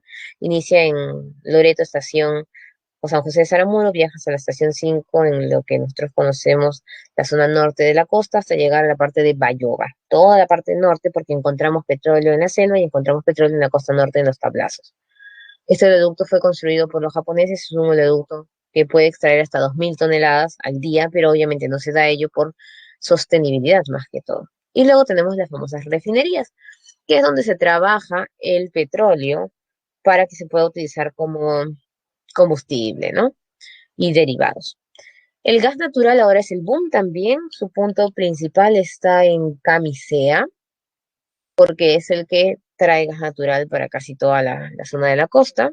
El gas natural se ha convertido en el boom por su precio cómodo, es decir, las personas terminan pagando 10 soles, 20 soles máximo en casas y lo utilizan hasta para las termas, para la cocina, para todo, y ya no gastan, por ejemplo, en el gas clásico de cocina. Y es hasta más cómodo, seguro y de mayor utilidad. Tenemos ahí el famoso gaseoducto, pero hay otras zonas que también se dedican pues a la actividad del gas natural. El impacto en la minería es más que todo en su ingreso económico. Antes de pasar a las preguntas, tendríamos nosotros el tema de los impuestos, ¿no?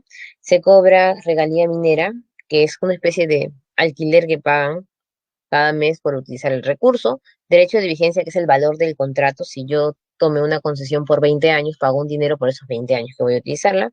El gravamen minero, que es el 15% de la ganancia que va para el Estado, es uno nuevo que se insertó. Y por ahí deben haber escuchado el canon. ¿Qué es el canon? No es un impuesto en sí. De todos los impuestos, que es el 100%, se va a dividir en dos. 50% que va para el gobierno central y 50% para el gobierno regional. Este 50% que va para el gobierno regional es lo que se conoce como canon. Por eso te dicen que hay muchas regiones que reciben grandes cánones, como Ancash, que recibe el canon aduanero, canon minero, canon pesquero, entre otros. Ahora sí, nos vamos para nuestras preguntas.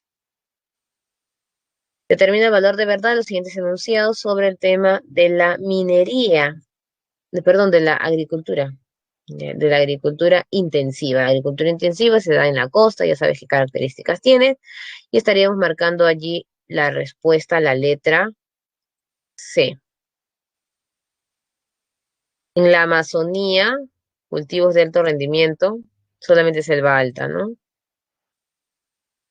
Todos vamos a tener como respuesta sobre el sector pecuario, ganadería. Ganadería, letra A. Falso, criollo, no porque acá está seccionado, no está el ganado criollo, este Holstein. Todas las especies abastecen exclusivamente la carne del mercado, no, pues hay el tema de la leche, no puede ser. 3. Sobre el tema de pesca, estaríamos marcando ahí la alternativa a la letra B.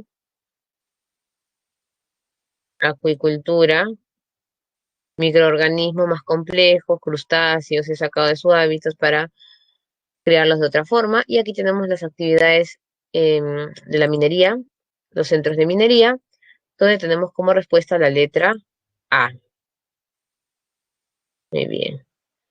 Antes de pasar a cívica, que está fácil, así que no te asustes por si no nos va a alcanzar el tiempo, te dejo un enlace para que lo puedas revisar. Este enlace corresponde a la minería ilegal e informal. Tú sabes que no es lo mismo. Minería ilegal es el que roba, por debajo no tiene ni siquiera inscripción, e informal es que tiene toda su empresa, pero no paga los impuestos de forma correcta.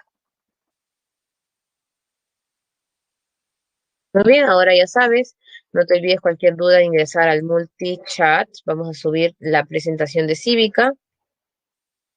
Es Poder Judicial y Poder Judicial está muy sencillo.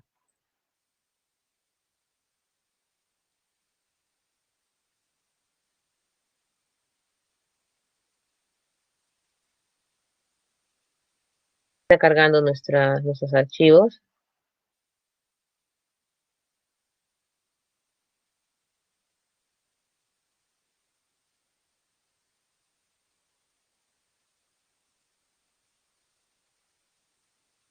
Listo, empezamos con el Poder Judicial. El Poder Judicial es el tercer poder, administra justicia, no confundir Poder Judicial con Ministerio de Justicia. El Ministerio de Justicia se encarga de promover los derechos humanos, ver que se cumplan los derechos humanos. Ellos se encargan de imponer las sanciones ante la falta de cumplimiento de las leyes y la Constitución, ¿no? Pero todos los temas que tengan que ver directamente con modificaciones o atentados contra la Constitución ya va para el Tribunal Constitucional. El Poder Judicial es autónomo como todos los poderes, está compuesto por jueces y por fiscales, pero los fiscales en realidad trabajan en el Ministerio Público. Por lo tanto, se podría decir que el Poder Judicial cae en el peso de los jueces. La justicia trabaja por derecho consuetudinario. ¿Qué es el derecho consuetudinario? En base a las costumbres de la población, a lo que va surgiendo, a la problemática que va surgiendo, allí se va estructurando las nuevas leyes.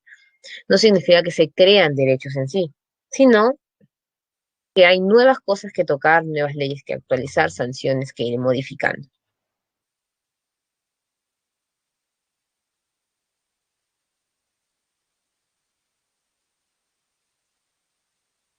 Muy bien.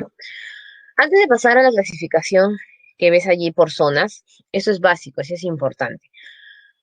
Corte Suprema, Superior, Juzgado Especializado Mixto, ve delitos. Eso tiene que quedarse muy grabado. Pues paz letrado y paz, faltas. Profesora, no recuerdo qué es una falta. ¿Te acuerdas el tema de la conciliación? Se conciliaban faltas y no delitos. Todos los temas de conciliación que necesiten pasar al plano judicial son faltas y son tocados por el juzgado de paz o juzgado de paz letrado. La única que evoluciona como delito, o sea, como sanción de delito, vendría a ser la pensión de alimentos, ¿no? Porque ustedes saben que si no se paga la pensión de alimentos, la persona puede ir presa. Entonces ahí está, ahí evoluciona como delito. Como siempre, les hago un resumen del poder, aquí está. Ministerio Público o Poder Judicial. Tú vas al Ministerio Público a poner tus denuncias, ellos resuelven el caso. Nosotros no vamos al Poder Judicial. Ya cuando toquemos las ocas vamos a entender mejor cómo funciona esto del Ministerio Público. Temas de estudio, ¿no? Los jueces de paz, o sea, el juez de paz trabaja en los centros poblados. Recuerda, y eso es fundamental, en los centros poblados no hay centro de conciliación. Por lo tanto, el juez de paz hace de conciliador y hace de juez. Tema de pensión de alimentos. Primero voy a conversar con el juez de paz, voy a conciliar. Entonces hace su acta, todo. Y luego vuelve, bueno, voy a poner una denuncia. O sea, funciona de las dos cosas. El juez de paz letrado, en este caso, trabaja en los distritos administrativos. ¿Qué es un distrito administrativo, profesora? Los distritos tradicionales, los que tú conoces. No, cuando te digo distrito, dime y tú me dices los nombres, los distritos, ya, esos son. ¿Cuándo vamos al juez de paz letrado? No, recuerda bien, no es que pasa del juez de paz al juez de paz letrado, no es así, porque se supone que trabaja en una instancia distinta. Ellos son para centros poblados donde no hay centros de conciliación y en nuestro caso sí hay en los distritos centros de conciliación. Entonces, ¿qué hacemos? Primero vamos a un centro de conciliación y luego vamos al juez de paz letrado. Antes, como ustedes saben, no es una obligación el tema de conciliar, pero ya es algo formal recurrir a los mecanismos de solución de conflictos. ¿Cuáles son las materias conciliables? Recordarás tu lista, ¿no? El tema familiares, menos lo que es violencia o violación, el tema de trabajos con modificación de contratos, temas vecinales, etcétera. Y ojo, ellos no resuelven los casos de delitos, pero los recepcionan. El delito no pasa de frente a la provincia, sino lo recibe el juez de paz letrado y lo deriva, por sentido común, por secuencia. Pero ellos solamente ven faltas. Ahora viene el tema de los delitos. Juez especializado mixto. ¿Listo? ¿Qué van a hacer ellos? Resolver los delitos en primera instancia. Van a emitir una posible sanción, un posible dictamen. Ojo, acá van las garantías constitucionales. ¿Se acuerdan cuando decíamos las garantías? Primero van al Poder Judicial y luego van al tribunal. Ya, aquí están las garantías constitucionales en primera instancia. En segunda instancia se toman en la Corte Superior porque se apela. Y luego se van al tribunal. La única que no va al tribunal es la acción popular. Y la acción popular no se pide aquí. ¿Quiénes se van a pedir aquí? Las clásicas, ¿no? Las que nosotros conocemos, menos la acción popular. Tampoco vas a pedir la acción de inconstitucionalidad porque esa va de frente al tribunal. Entonces, ¿qué pedirías? Acción de amparo, acción de habeas data, acción habeas corpus y cumplimiento. Si algún dato resuelto en el juez especializado mixto no te parece correcto, el resultado que dio lo puedes apelar a la Corte Superior. Por eso hay un proceso de escala. Ellos tienen materias, no tienen salas. Entonces, una diferencia para que puedas notar cuando están hablando de una u otra cosa es el tema, cuando dicen materia, ya sabes que es especializado. Cuando mencionan sala, tienes que ver si es superior o suprema. Materia civil, penal, laboral y familiar. Ojo, y acá es importante. No puede atenderte un juez distinto. O sea, si yo veo un tema de materia familiar, me tiene que atender un juez familiar, no me puedo atender un juez penal. No es correcto. Listo. Seguimos. Las Cortes Superiores resuelven en segunda instancia los delitos vistos por el juez especializado, ven en segunda instancia las garantías constitucionales y reciben en primera instancia la acción popular. Esta no puede ser apelada a la Corte Suprema, no se puede fallar aquí, aunque hay personas que han intentado la apelación, son rechazadas porque no las ve la Corte Suprema. Y recibe también algunos delitos directos, casi siempre de funcionarios. Los temas de corrupción son tocados aquí en las Cortes Superiores. Ojo, estabas juez de paz, centro poblado, juez de paz letrado, distrito, juez especializado provincia, se va aumentando, ¿no? Provincia. Y la Corte Superior aquí viene el Distrito Judicial. ¿Qué es un distrito judicial, profesora? Es un distrito creado por el mismo Poder Judicial para tratar de administrar de mejor manera. Casi siempre corresponde a un departamento, pero en el caso del Lima y Callao no, porque hay tantos casos y tanta población que se subdivide en otras zonas. Tienes, acá vienen las salas, ¿no? Acá eran materias, acá salas.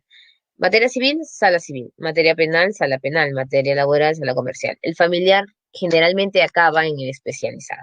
Igual, si aumenta es porque se vuelve penal, es caso penal. Ojo, en las salas es como si tuvieses varios jueces de la misma temática conversando tu caso. Si ustedes se acuerdan cuando llevan a los funcionarios, hay varios jueces sentados allí. No es como en el caso de juez especializado, que solo son jueces, un juez ahí atendiendo al lado del jurado, ¿no? Que son los vocales y fiscales. Vocales trabaja directamente con el juez y el fiscal pues apoya a la población por pertenecer al Ministerio Público. Y en la Corte Suprema solo encontramos una, que es la de Lima Metropolitana, que es la central, es la cúpula del centro. Se divide también en salas.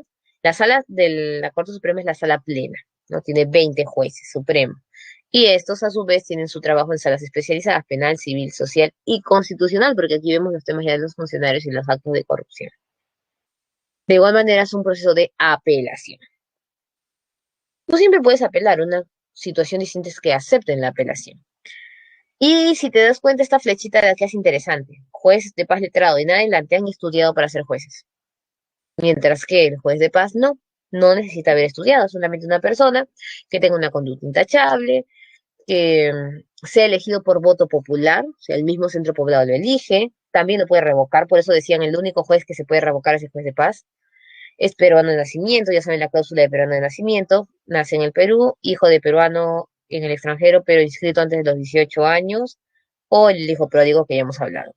Más de 30 años, en el caso de los otros jueces, para ser juez casi siempre son 45 años, en el caso del juez de paz, 30 años, tiene que mantener el idioma del centro poblado, ¿no? Si hablan quechua, por ejemplo, él tiene que manejar el quechua para que pueda atender los casos de conciliación en los juicios.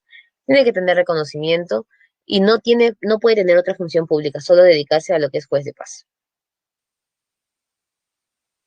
Los principios. Inocencia, eres inocente hasta que se demuestre lo contrario, necesitas un abogado, obviamente. Si no tienes dinero para un abogado, te colocan el abogado del Estado. Debido proceso, tienes derecho a todo un proceso judicial. Juez especialista en la materia que estás desarrollando, no puede ser otro porque si no se anula el juicio. Publicidad, todo se publica en la página del Poder Judicial. Por eso decían que la conciliación ayudaba más porque era más de tema secreto. Gratuidad del proceso. Recuerda, todos tienen derecho a la gratuidad, pero en algunos casos, profesora, pero cobran. Lamentablemente, tendríamos que, para llegar a la gratuidad, ver, ¿no? Manifestar nuestra falta de capacidad económica. Y si tuvieses dinero, tú inicias el juicio, tú pagas todo. Cuando ganas el juicio es que te devuelven todo lo invertido, porque tú estás iniciando el juicio. La otra persona tiene la defensa gratuita.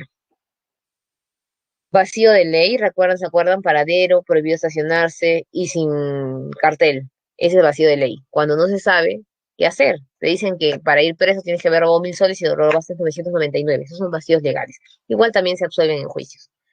Apelaciones, todas las personas tienen derecho a apelar. Nadie puede decir, ay, gracias por mi condena. No, todos tienen derecho a apelar.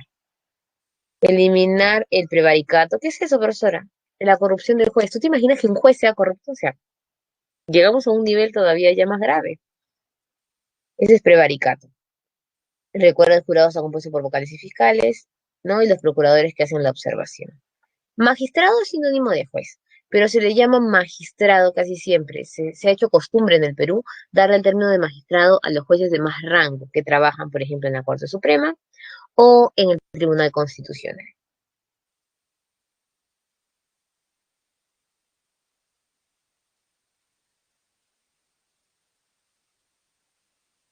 ¿Listo? Terminamos en este caso lo que yo les tendría que mostrar. Aquí vamos a las diapositivas oficiales. Lo mismo que yo te he explicado, aquí está separado, ¿no? La capital, distritos judiciales, que ya sabes que son creados, provincias, distritos y centros poblados. De todas maneras, ya sabes, esta parte, delitos, y esta parte, faltas. La Corte Suprema, máximo nivel, ahí está lo que te decía la sala, la división de las salas. Los casos trabajados en la Corte Superior son los que pueden llegar a la Corte Suprema. Los demás casos se quedan en la Corte Suprema porque es una segunda apelación. El presidente de la Corte Suprema también lo es del Poder Judicial, es elegido por cada 2 años por los jueces supremos titulares. ¿Y cómo se elige a los jueces? Eso lo vamos a ver cuando trabajemos la Junta Nacional de Justicia, que antes era llamada el Consejo Nacional de la Magistratura, ¿no? Esto es importante que grabes, porque a veces "Ay, lo elige a tal persona y te confunden. Aquí es, los jueces son elegidos por la Junta Nacional de Justicia, pero el encargado de la Suprema es elegido por los jueces supremos. En las Cortes Superiores, ya lo hemos visto, son 34 distritos judiciales creados, ya saben ustedes, y una sala penal nacional. Hay de diversos tipos, resuelven las apelaciones y tenemos aquí las divisiones para que vean que no funciona igual. En la mayoría de lugares, los distritos se agrupan en provincias, cada 2 provincias, cada 3 provincias es una corte superior, en algunos casos todo el departamento es una corte superior, pero en el caso del Lima y Callao por la cantidad de población, lo dividimos en el Callao, Ventanilla, Lima, Lima Este, Lima Norte y Lima Sur. Juzgados especializados o mixtos, ya lo hemos visto, tienen que ver todos los temas de las apelaciones de las conciliaciones. Recuerda, esto es lo que hemos visto nosotros en los temas de conciliación, profesora, pero también ve procesos penales, claro. Si bien él no trabaja el tema de delitos de forma directa, los revisa y los va elevando, ¿no? Primero los tiene que revisar, ver si le competen. E inclusive recibe la acción de amparo, que esto es básico. Se resuelve en, me estaba salteando, claro, se resuelve aquí la acción de amparo, la acción de habeas corpus, como lo hemos visto nosotros, y puede pasar a una segunda instancia en la Corte Superior. ¿Sí? Tienes que ser abogado obligatoriamente y estudiar en la Academia de Magistratura. Correcto. Todo lo que hemos visto. Derecho alimentario, ¿por qué, profesora, si eso es del juez de paz? Pero ellos saben que puede pasar al derecho alimentario al juez especializado porque tiene pena de cárcel. Juez de paz letrado, ahí sí lo que me había salteado. Ese es el tema de las conciliaciones. Aquí están los temas de conciliación, son los mismos. Y el juez de paz también son los temas de conciliación, pero también ve el tema de conciliación propiamente dicha como la parte penal de la conciliación. Listo, aquí están los requisitos que los que hemos visto en la diapositiva anterior y aquí están las funciones. ¿Son los mismos principios? Sí, solo que disgregado. Por ejemplo, presunción de inocencia en un proceso, ya yo le he puesto inocencia nada más. Publicidad, yo le puse publicidad. No dejar de administrar justicia por vacío legal, yo le puse vacío legal. Son las mismas que hemos desarrollado en la imagen global de la diapositiva anterior. Muy bien, vamos con nuestras respuestas. 1. Ley Orgánica del Poder Judicial determina su estructura, identifica los enunciados correctos en caso de los magistrados. Aquí se está utilizando obviamente el tema de magistrados como juez. Por lo tanto, sería la letra B de bonito. Correcto. Requieren ser abogados en todos los órganos jerárquicos. Profesora, eso quiero saber. Usted me ha dicho que tienen que estudiar para ser abogados. ¿Quién es la excepción? ¿Quién es la excepción? ¿Quién es la excepción? El juez de paz, muy bien, Melanie. Excelente. O sea, todos estudian desde dónde te dije, desde el juez de paz letrado. Pero el juez de paz no. Por eso, si te dicen todos los jueces tienen que estudiar, no todos tienen que estudiar. De la Constitución, recuerda, si le dices magistrado el tema del tribunal, es distinto, pero en este caso los jueces también son llamados magistrados. Claro, los máximos, hay niveles, correcto, Melanie, pero es normal, ese es sinónimo, juez de magistrado. Solo que nos hemos acostumbrado a pensar que el magistrado es más grande, pero no, son igual, sinónimo. Inicia la investigación sobre la presunta comisión de un delito. ¿Por qué no puede ir esto? Por el juez de paz y por el juez de paz letrado. ¿Por qué juez de paz y juez de paz letrado ven faltas? Ya vamos terminando, ya vamos terminando. Dos, el Poder Judicial presenta una organización de carácter primordial y jerarquizado. Vamos a ver aquí las características, serían la letra B de bonito. En este caso habla de los jueces de paz, la juez de paz de Corte Suprema, ya en general lo hablan, ¿no? ¿Está facultado para resolver la garantía de acción de inconstitucionalidad? No, esto lo ve el tribunal. Luego, administran justicia aplicando principalmente el derecho consuetudinario. Profesora, pero se supone que todo está en base al derecho consuetudinario. Por supuesto, pero es aplicado principalmente ¿por quién? Por los jueces de paz. ¿Por qué, profesora? Porque es trabajado en base a lo que la población tiene como parte de su cultura. No significa que las leyes en general no hayan nacido por derecho consuetudinario, pero quienes siguen aplicando el derecho consuetudinario, es decir, la vivencia, las costumbres, los jueces de paz, porque están en centros poblados. Si unimos aquí, obviamente sería la letra D, pues es más fácil. Y cerramos ahora sí, porque tenemos que cortar. La última, la letra. Puedes administrar justicia, las normas para resolver situaciones y administrar justicia mediante la aplicación de los principios generales del derecho. Listo, terminamos, chicos. Cualquier duda pueden absolverla, ya saben, en el multichat. Vamos terminando. Por ahí me han pedido, antes que me vaya, la foto de la diapositiva resumida. Se las voy a mostrar. Aquí está, la diapositiva resumida. Antes que me vaya, listo. Cualquier duda, cualquier cosa, multichat, chicos, los quiero. Tomen fotito ahí, screen. Bye bye.